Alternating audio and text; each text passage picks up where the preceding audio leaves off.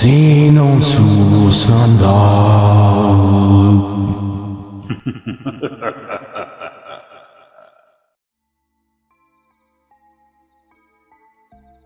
Isang magandang araw po sa lahat ng tagapakinig.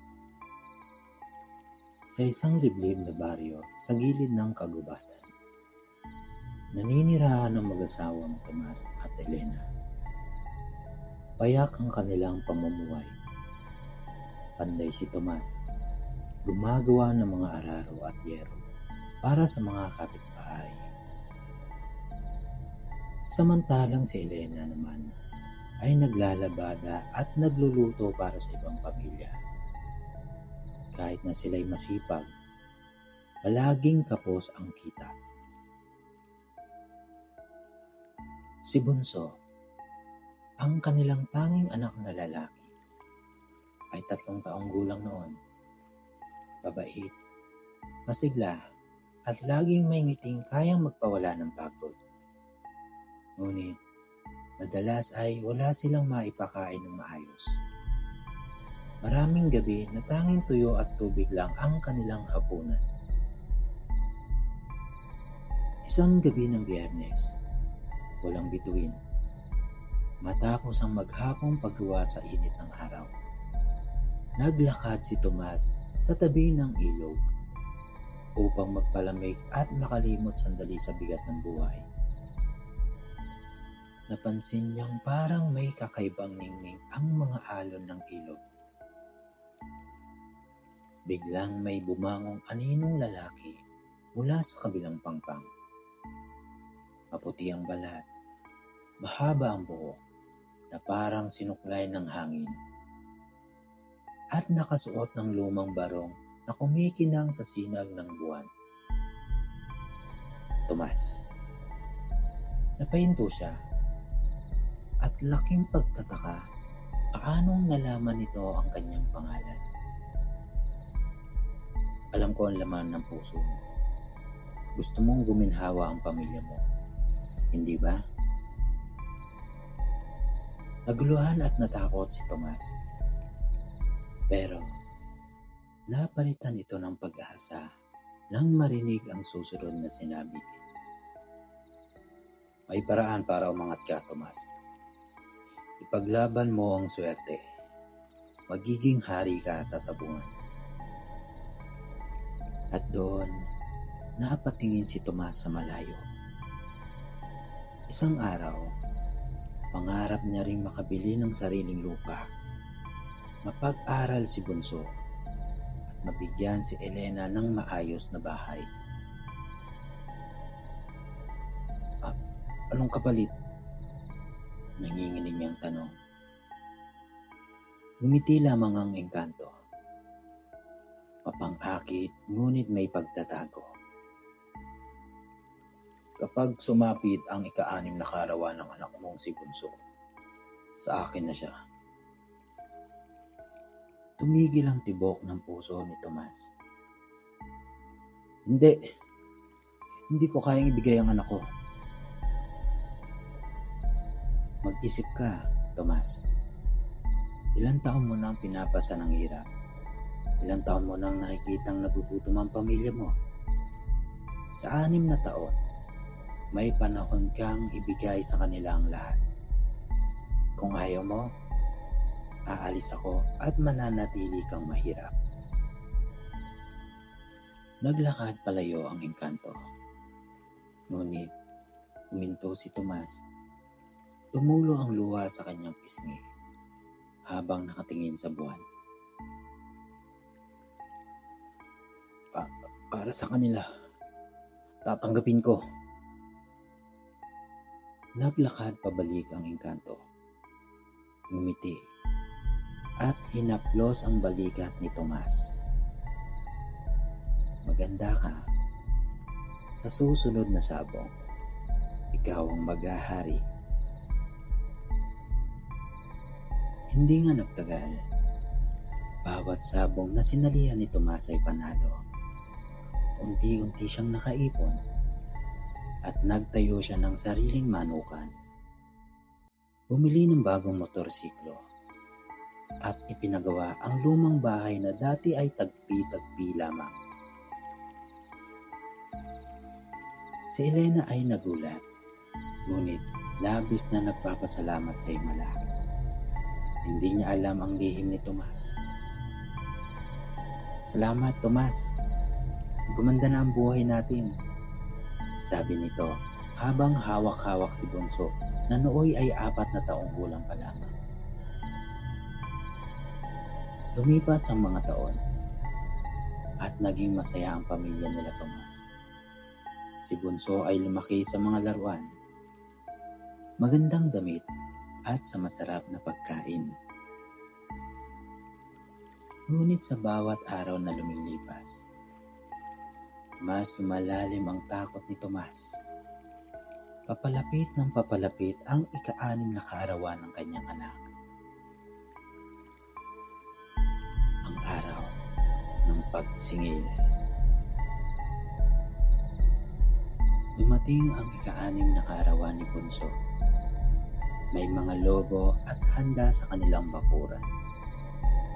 Tumutugtog ang mga kapitbahay ng gitara at habang naghahanda si Elena ng pansit at manok na inihaw.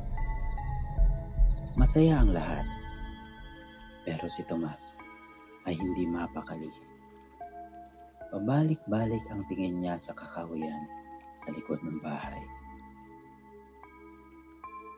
Pagsapit ng hapon, umangin ng malakas, napunti ang ilang mga ilaw at napansin ng mga bisita ang kakaibang lamig na bumabalot sa paligid. Biglang may mga dahong tinangay ng hangin at isang mahabang anino ang umusbong sa may pintuan. "Dumating na ang oras, Tomas," bulong ng engkanto, na ngayoy nakasuot ng gintong kasuotan. Ang mga mata'y kumikislap sa dilim. Bigla na lamang inablot nito si Bunso mula sa tabi ng kanyang ina. "Huwag!" sigaw ni Elena. "Ito ang kasunduan," malamig na tugon ng engkanto. Tumakbo si Tomas. Pilit na inaagaw ang anak.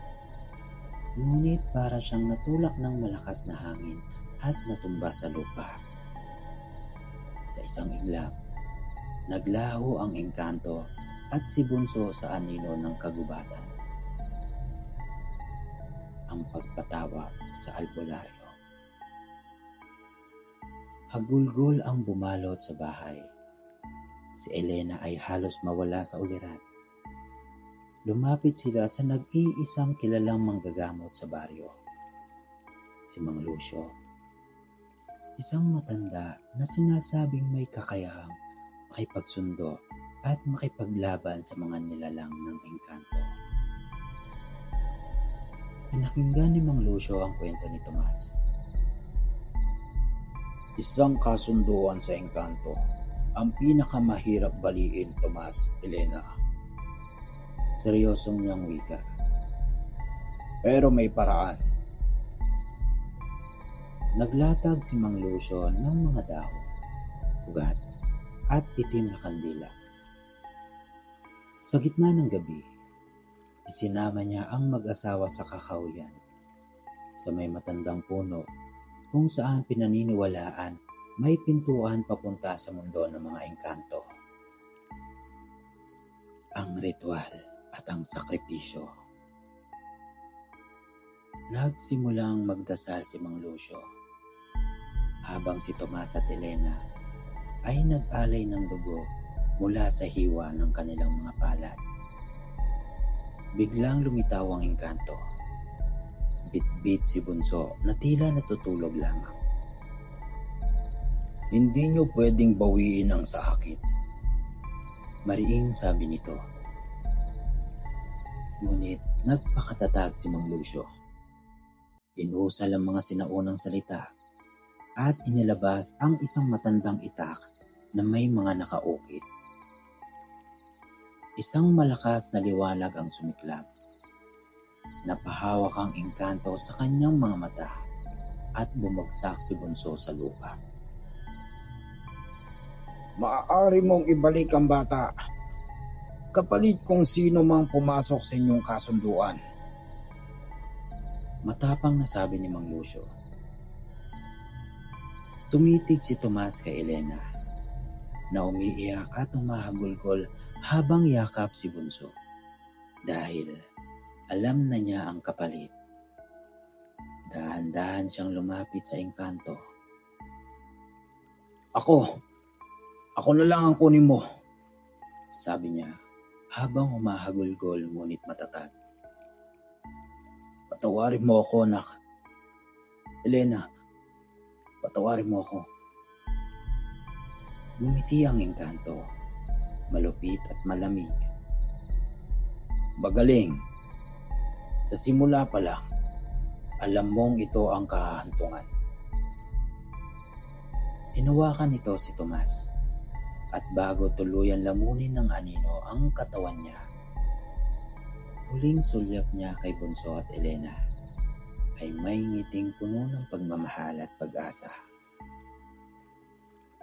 Maging mabuting tao kayo. Mahal ko kayo. At sa huling iglap, naglaho si Tomas kasama ang engkanto.